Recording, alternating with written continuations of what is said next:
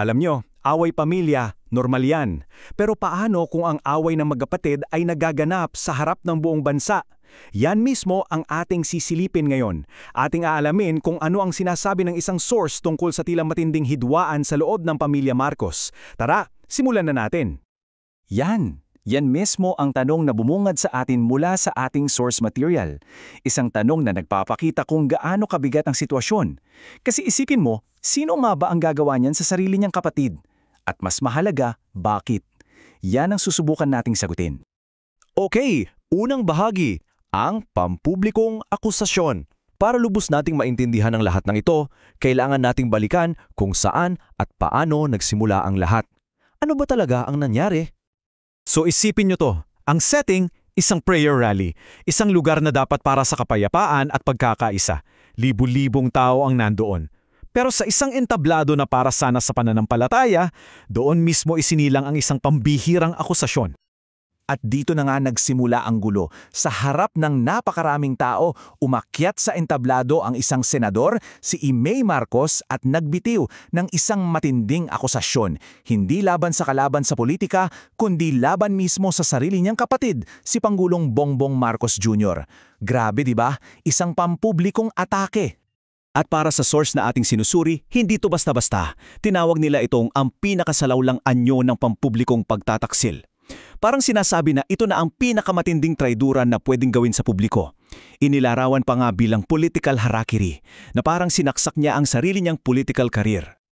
Ngayon, sa pangalawang bahagi, ang medikal na pagtanggi. Dahil sa ganito kabigat na akusasyon, paano naman ito sinagot ng panig ng source? Ang sagot daw nila ay hindi galing sa opinyon, kundi sa isang matibay na ebidensya. So paano nga ba? Well, ang sagot, ayon sa ating source, ay hindi galing sa politika. Galing daw ito sa siyensya. Isang napaka-espesipikong medical fact na matagal nang nangyari. Eto na! Dito nagiging mas interesting. Kasi ang pangkontra ro ng source ay isang pangyayari na halos 4 na dekada na ang nakalipas. Isang medical na katotohanan na sa tingin nila ay sapat na para pabagsakin ang buong naratibo na akusasyon. Okay, so ganito yung lohika na ipresenta nila. Step 1, para ka makapag-donate ng kidney, syempre, dapat malusog yung organ mo. Step 2, yung mga drogang inaakusa sa kanya ay kilalang nephrotoxic o nakakasira ng kidneys. So step 3, ang conclusion ng may akda. Paanong magiging totoo ang allegations kung ang taong hinaakusahan ay nakapag-donate na pala ng kidney noon? Para sa kanila, a simple medical fact makes the accusation impossible.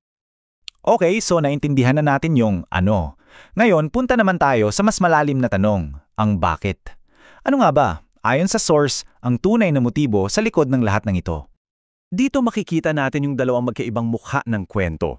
Sa isang banda, ang pinalalabas na dahilan ay parang pag-aalala lang ng isang ate sa kapatid.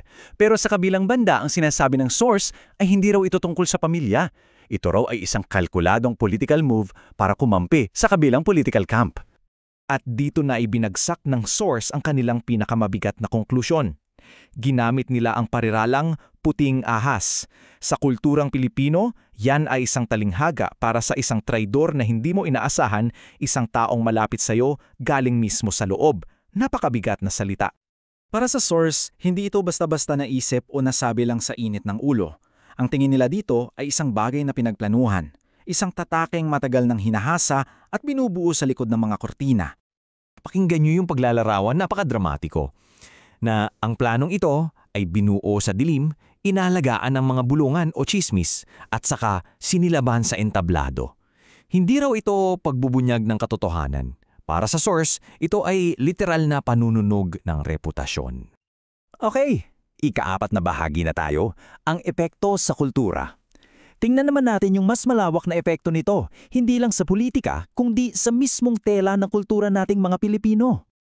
Di pa ipinapaliwanag ng source ang isang konsepto na tinawag nilang cultural sacrilege. Alam nyo, sa atin mga Pilipino, napakalaki ng halaga ng pamilya, di ba? So yung hayagang pag-atake sa sarili mong kadugo, lalo na sa publiko, para lang sa political ambition, para sa marami, isa yang malaking kasalanan, isang kalapastanan. Pero, heto na yung twist. Ayon sa source, ang mismong aksyon na layuning magpahina ay baka nagkaroon pa ng kabaligtarang epekto. Isang resulta na hindi talaga inaasahan ng gumawa nito. So ang intensyon? Sirain ang suporta ng publiko. Pero ano ang prediksyon ng source? Baka lalo pa raw tumibay ang suporta sa kanya. Bakit kamo? Kasi tayong mga Pinoy, madalas tayong kumaampi sa tingin nating dehado o naaagrabyado, lalo na kung ang umaatake ay pamilya mismo. Nagkaroon ng public sympathy. At ngayon, nasa huling bahagi na tayo ng ating pagsusuri, isang desperadong sugal. Ano na nga ba ang pangwakas na hatol ng source sa buong political maneuver na ito? At dito, binigay ng source ang kanilang final analysis. Hindi raw ito paglalantad ng katotohanan tungkol sa iba. Ito raw ay isang pag-amin tungkol sa sarili. Pag-amin saan? Hindi raw sa kasalanan ng iba, kundi pag-amin sa sariling damdamin. Una, inggit. Pangalawa, pagkataranta. At pangatlo, desperasyon sa politika. Ito, ayon sa source, ang tatlong tunay na nagudyok sa pampublikong pahayag na yon.